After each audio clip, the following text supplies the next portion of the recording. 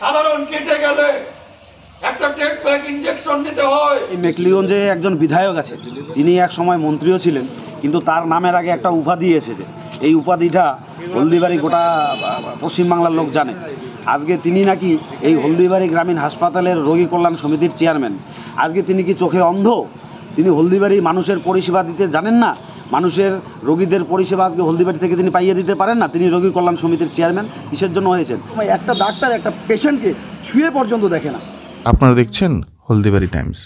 হাসপাতালে পর্যাপ্ত পরিমাণে ডাক্তার নিয়োগ করতে হবে, হলদিবাড়ি হাসপাতালে দ্রুত ময়নাতদন্তের ব্যবস্থা করতে হবে, রোগী হাসপাতালে এলে তাকে সঠিকভাবে না দেখে রেফার করা বন্ধ করতে হবে সহ 11 দফা দাবির ভিত্তিতে হলদিবাড়ি হাসপাতালের বিএমএইচের নিকট স্মারকলিপি প্রদান করল বিজেপি।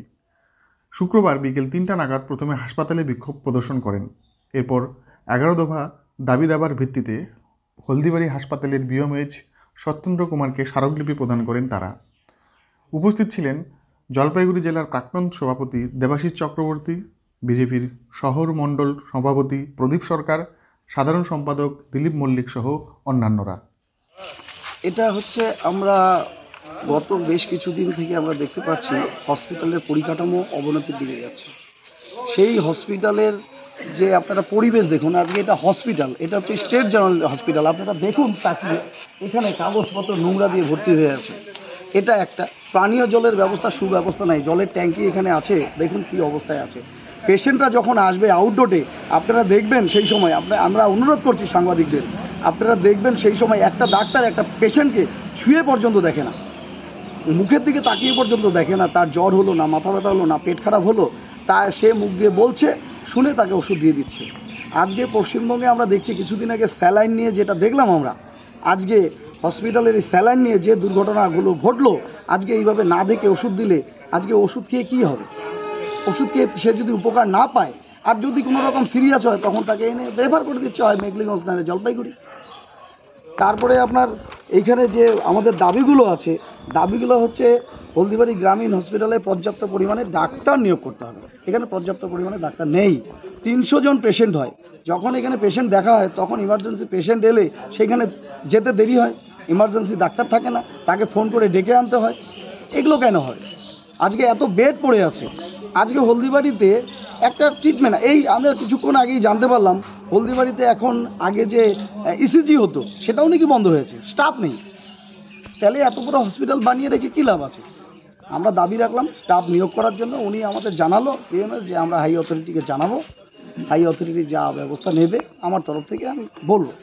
হলদিবাড়ি আউটডোরে সুস্থ এবং ভালো পরিষেবা দিতে হবে। আমরা চাই, আমরা একটু আগেই বললাম যে পেশেন্টদের দেখে তার কফ বসেছে না জ্বর হয়েছে না পেট খারাপ হয়েছে দেখে ওষুধ দেওয়া হোক। হসপিটালে এক্স রে বিভাগে বহিরাগতরা এসে এক্স রে করছে, এই ধরনের বহিরাগতরা এসে এক্স রে করে। আমি সেটাই বললাম ওনাকে যে চুরিবিদ্যা মহাবিদ্যা যদি না পড়ে ধরা, আজকে ধরা পড়েছে বলে আজকে এটা বোঝা গেল। না হলে এরকম যে কত কি ঘটে যায় হসপিটালে, এরকম যাতে বন্ধ হয়, এরকম যাতে না হয়। বহিরাগত কেন হবে? নিয়োগ করা হোক। আজকে পশ্চিমবঙ্গ সরকারের কম তো নেই, এত বড় স্টেট জেনারেল হসপিটাল হয়েছে, শুধু ডাক্তার নিয়োগ করতে হবে, কেন করছে না? তারপরে হসপিটাল চত্বরে পানীয় জলের ব্যবস্থা ঠিক অবিলম্বে ব্যবস্থা করতে হবে।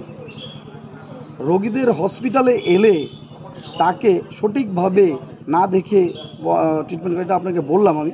এটা আরেকটা বিষয় যেটা আছে যে আশাকর্মীর সেন্টারে বাথরুম নেই। গ্রামগঞ্জে যেসব আশাকর্মীর সেন্টার আছে, মায়েরা সেখানে আসে, গর্ভবতী মহিলারা, সেখানে একটা বাথরুম পর্যন্ত নেই। এই বাথরুমের ব্যবস্থা করতে হবে। এবং প্রতি মাসে আপনার পুষ্টি দিবস হয়, সেই পুষ্টি দিবসে সেন্টার বাদ দিয়ে আরও 3টা জায়গাতে হয়, সেখানে একটা চেয়ার পর্যন্ত নেই। সেই সব দাবি আমরা রাখলাম। মোট কত দফা দাবি আজকে রেখেছেন? দাবি আমাদের 11 দফা। আচ্ছা। আর কি বললো বিএমএস স্যার? বিএমএস আশ্বাস দিল, আমাদের রিসিভ করে দিল। উনি বললো আমরা হাই অথরিটিকে পাঠাবো, আমি চেষ্টা করবো যাতে আপনাদের দাবিগুলো সফল হয়। ওনার হাতে কিছু নেই, উনি হাই অথরিটিকে বললো, হাই অথরিটি যেটা করবে সেটাই হবে। আপনার পরিচয়? আমি হলদিবাড়ি টাউন সভাপতি প্রদীপ সরকার। যে হলদিবাড়ি গ্রামীণ হাসপাতালে এক্স রে যে সেন্টার রয়েছে সেখানে বহিরাগতকে দিয়ে এক্স রে চালানো হচ্ছে। আজকে শুধু হলদিবাড়ি নয়, সমগ্র পশ্চিমবাংলা জুড়ে এই বর্তমান যে একটা সরকার চলছে, এই সরকারের যে স্বাস্থ্য দপ্তরের যে মন্ত্রী এবং স্বাস্থ্য দপ্তরের সচিব, এদের তত্ত্বাবধানে আজকে হসপিটালগুলো আজকে রোগীরা পরিষেবা পাচ্ছে না, পরিষেবা থেকে বঞ্চিত। আজকে আপনারা জানেন হলদিবাড়ি গ্রামীণ হাসপাতালে আজকে হলদিবাড়ি বিস্তীর্ণ ব্লকের এবং জলপাইগুড়ি জেলারও কিছু অংশ এই হলদিবাড়ি গ্রামীণ হসপিটালের উপর নির্ভর করে, কিন্তু আমরা অদ্ভুতভাবে দেখছি হসপিটালে ন্যূনতম পরিষেবাটুকুন নাই। আমার তো ভাবতেই অবাক লাগে, আমাদের এই মেকলিগঞ্জে একজন বিধায়ক আছে, তিনি এক সময় মন্ত্রীও ছিলেন, কিন্তু তার নামের আগে একটা উপাধি এসেছে। এই উপাধিটা হলদিবাড়ি গোটা পশ্চিমবাংলার লোক জানে। আজকে তিনি নাকি এই হলদিবাড়ি গ্রামীণ হাসপাতালের রোগী কল্যাণ সমিতির চেয়ারম্যান। আজকে তিনি কি চোখে অন্ধ? তিনি হলদিবাড়ি মানুষের পরিষেবা দিতে জানেন না? মানুষের রোগীদের পরিষেবা আজকে হলদিবাড়ি থেকে তিনি পাইয়ে দিতে পারেন না? তিনি রোগী কল্যাণ সমিতির চেয়ারম্যান কিসের জন্য হয়েছেন? সাধারণ মানুষের প্রশ্ন, হলদিবাড়ির মানুষ কি মানুষ নয়? আজকে হলদিবাড়ির সাধারণ মানুষকে বঞ্চিত করে আজকে তিনি অন্যান্য জায়গায় সেই কাজগুলো, উন্নয়নমূলক কাজগুলো করছে। হলদিবাড়ির মানুষ আজকে বেহাল অবস্থায় পড়ে রয়েছে। আজকে এই পশ্চিমবাংলার স্বাস্থ্যমন্ত্রী মমতা ব্যানার্জির নেতৃত্বে আজকে স্বাস্থ্যের বেহাল দশা পশ্চিমবাংলা জুড়ে। এই আপনারা কিছুদিন আগে দেখেছেন না, রাস্তায় রাস্তায় মোড়ে মোড়ে ওই ফেস্টুন টানিয়ে লেখা ছিল যে বাংলার গর্ব মমতা। আমার তো মনে হয় যে বাংলার অভিশাপ হচ্ছে মমতা। আজকে তিনি যত তাড়াতাড়ি এই পশ্চিমবাংলা ছাড়বেন, পশ্চিমবাংলার সাধারণ মানুষের আজকে তত মঙ্গল হবে। আজকে পশ্চিমবাংলা এই গত কালকেরই একটা ঘটনা আমার নলেজে এসেছে, লাটাগুড়িতে একটা 1.5 মাসের শিশু, তাকে আজকে উপস্বাস্থ্য কেন্দ্রে ভুল ট্রিটমেন্ট করে তাকে পরপর 3টা ইঞ্জেকশন দিয়ে মেরে ফেলেছে। কোথায় স্বাস্থ্যের অবস্থা? আজকে স্বাস্থ্যের বেহাল দশা কেন? স্বাস্থ্যমন্ত্রী ঘুমিয়ে আছে? আর কত পরে জাগবে বাংলার মায়েরা, বোনেরা, দাদারা? আজকে হসপিটালে এসে তারা আজকে পরিষেবা পাবে না কেন? পশ্চিমবাংলার মানুষ আজকে প্রশ্ন করছে এই মুখ্যমন্ত্রীর উপরে। তিনি আজকে পশ্চিমবাংলার মানুষের দুর্দশায় আজকে এগিয়ে আসতে সাহায্য করছেন না। উন্নয়ন কাকে বলে গিয়ে দেখুন, আসামে দেখুন, উত্তরপ্রদেশে দেখুন, ত্রিপুরা দেখুন, মহারাষ্ট্রে দেখুন। আজকে সেখানে ভারতবর্ষের প্রধানমন্ত্রী নরেন্দ্র মোদীজির স্বপ্নের প্রকল্প আয়ুষ্মান ভারত প্রকল্প, প্রত্যেকটা রোগীর ক্ষেত্রে 5 লক্ষ টাকা করে তিনি লাগু করেছেন।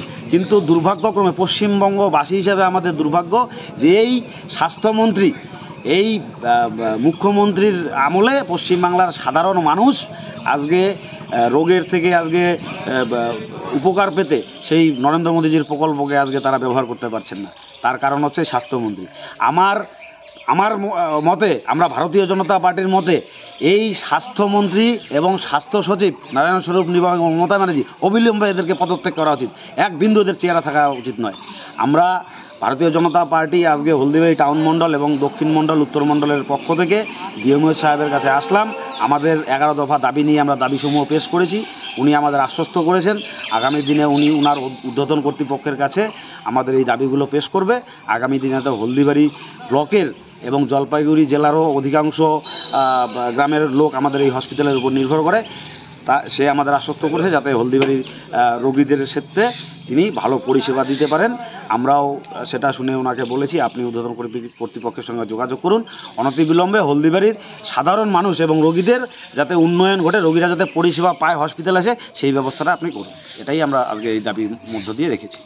আপনার পরিচয়? আমার নাম দিলীপ মল্লিক, আমি বিজেপির হলদিবাড়ি টাউন মণ্ডলের সাধারণ সম্পাদক।